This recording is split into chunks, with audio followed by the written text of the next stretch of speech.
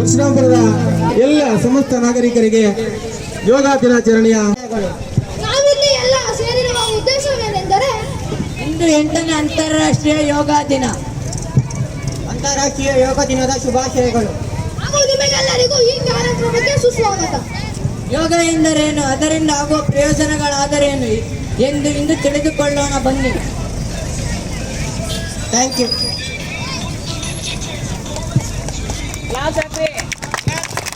Pranam everyone. First of all, I wish you all a very happy 8th International Yoga Day. So in previous days, the yoga is not needed to them because the people were having lot of work, like going in fields, and they're up to evening. So yoga is not needed to them. But nowadays, we are in deadly need of yoga because we don't have that much of work to do. We have got work for our eyes and for our fingers, so we just create a small promo to show you the importance of yoga. So please do watch this and bring awareness in you. Thank you.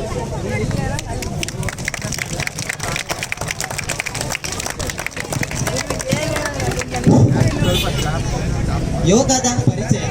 ಯೋಗದ ಪಿತಾಮಹ ಪತಂಜಲಿ ಮುನಿ. ಯೋಗ ವಿದ್ಯೆ ವಿಶ್ವ ಸಂಸ್ಕೃತಿಗೆ ಭಾರತೀಯ ಸಂಸ್ಕೃತಿ ನೀಡಿ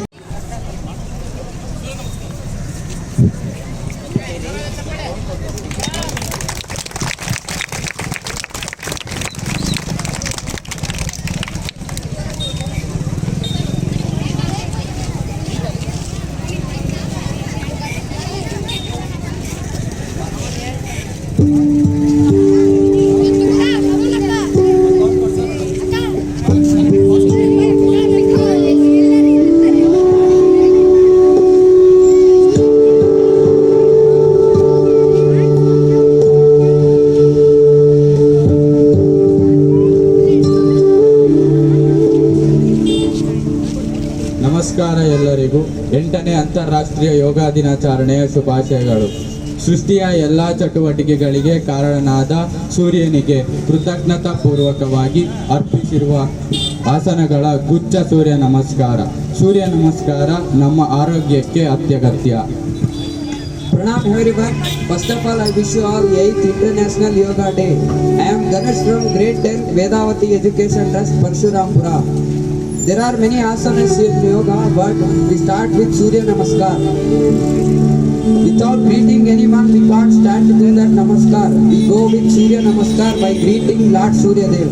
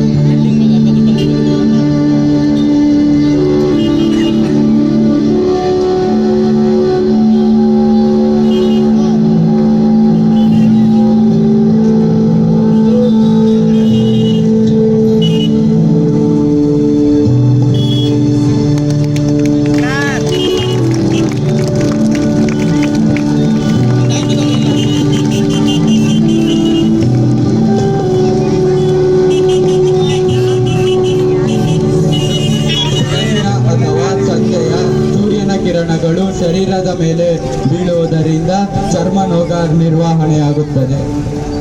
uses of doing this Surya Namaskar. This asana can be done by morning and evening only. ಸೂರ್ಯ ನಮಸ್ಕಾರ ಮಾಡುವುದರಿಂದ ಈ ಜೀವಸತ್ವವು ನಮ್ಮ ದೇಹದಲ್ಲಿ ಉತ್ಪಾದನೆ ಆಗುತ್ತದೆ. Doing this asana can keep you far from skin disease. It helps to you losses your overweight. It improves your complexion and in this spinal cord and abdominal muscles structure and moreover gives calmness to you. Thank you. Do it in your home. ಸಿಪ್ಪಿ K ಸಂಬಂಧ ಕೇಳಿಸ್ಲಷ್ಟೇ ಅವರೇನು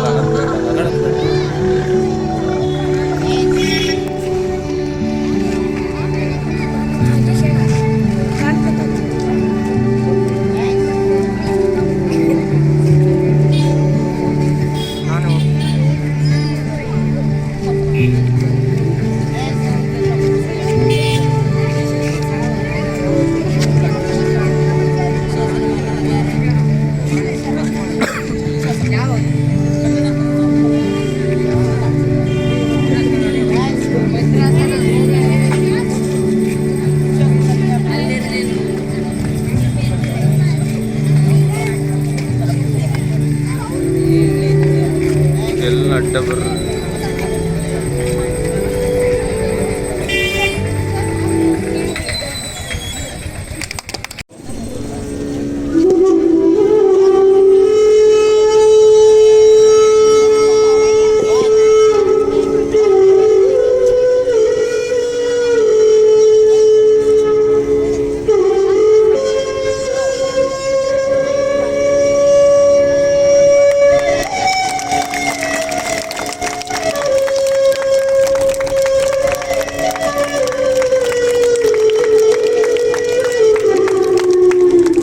ಎಲ್ಲರಿಗೂ ನಮಸ್ಕಾರ. ನನ್ನ ಹೆಸರು ಹಂಸಾಜೆ. ನಾನು 9ನೇ ತರಗತಿಯಲ್ಲಿ ಓದುತ್ತಿದ್ದೇನೆ. ವೃಕ್ಷಾಸನ, ಮರದಂತೆ ಅಚಲವಾಗಿ ನಿಲ್ಲುವ ಭಂಗಿ. Namaste everyone.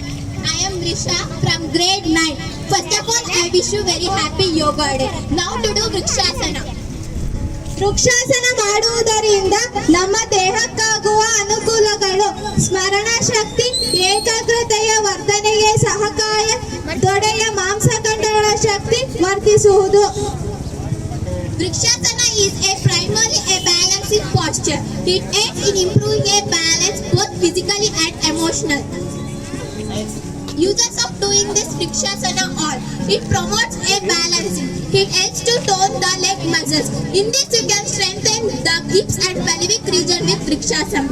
And majorly it helps to focus, build and concentration. Thank you. Thank you.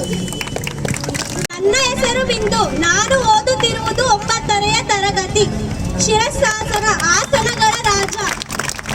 Hello everyone, I am Shaina from grade 7. Now we are going to perform a Shirasasana, which is a very hardest in yoga. So it has been called the king of all yoga. And it has some another names like Shirasasana, Salamba Shirasasana, and Yoga Instant. And use of doing this asana is, it relieves stress and it increases focus and it improves blood flow to the eyes. It improves in digestion and it helps us to flush out the additional calories and decreases on the fluid build up in the legs. Education plus Parshrapana. Now we are going to perform Sarvangasana. It means whole body makes a sense and it is an inverted asana in modern yoga. Now come, let's see what's the use of doing this yoga.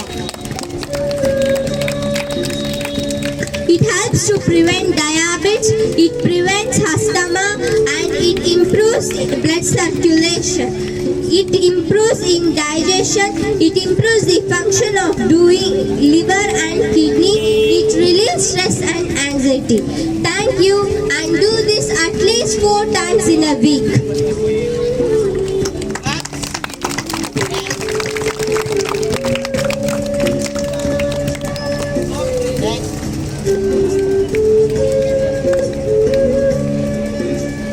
ಬಾಗಿದಂತೆ ಬೆನ್ನಿನ ಭಾಗವನ್ನು ಭಾಗಿಸುವ ಆಸನ.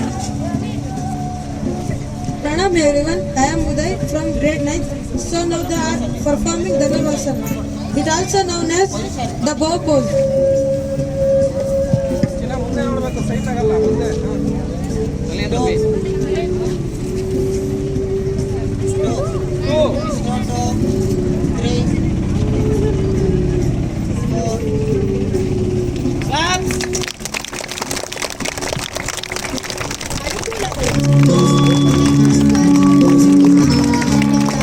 ಆ ಭಾಗದ ಬೆಳಸುತನ ನಿವಾರಣೆಯಾಗುತ್ತದೆ. ಬೆನ್ನು, ತೊಡೆ, ಕೈಕಾಲುಗಳ ಸ್ಥಿತಿಸ್ಥಾಪಕತ್ವದಿಂದಾಗಿ ಆ ಭಾಗದ ಬೆಳಸುತನ ನಿವಾರಣೆಯಾಗುತ್ತದೆ. Let us see what's the use of doing this. It helps you the loss of your weight. It strengthens the neck, chest and shoulder. It improves yeast health. It treats for diabetes. It strengthens to your shoulder. So please do it every day at your home and stay healthy.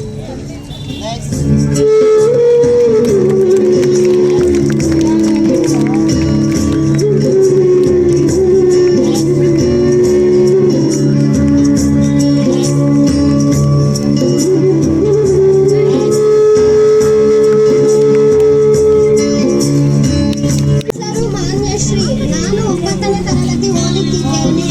Chakrasana ಎಂದರೇನು? ಚಕ್ರದಂತೆ ಬೆನ್ನನ್ನು ಹಿಮ್ಮುಖವಾಗಿ ಬಾಗಿಸುವ ಭಂಗಿ.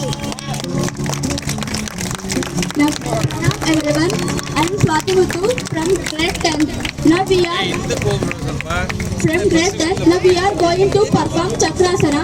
It is popularly referred. ಗೋಮುಖಾಸನ, ಗೋವಿನ ಮುಖವನ್ನು ಹೋಲುವ ಭಂಗಿ. Pranam everyone, I am Aishwarya from grade 8. So now we are going to perform Gomukhasana. It means a asana which is cow face pose is a seated asana in Hatha Yoga and modern yoga as exercise. So now we will see the uses of doing this. ಗೋಮುಖಾಸನ ಮಾಡುವುದರಿಂದ ಎದೆಯ ಭಾಗವು ಹಿಗ್ಗುವುದರಿಂದ ಉಸಿರಾಟದ ತೊಂದರೆ, asthma, ಉಬ್ಬಸದ ತೊಂದರೆ ಹಾಗೂ ಗೋನು ಬೆನ್ನು ಬಾರದಿರದು ಇದು ಭಂಗಿ. It flexes the back, making it more flexible. Treats stiff shoulders and back pain. It improves the kidney problems and diabetes. This asana is also beneficial for chest and muscles problem. So please do try every day at home. Thank you.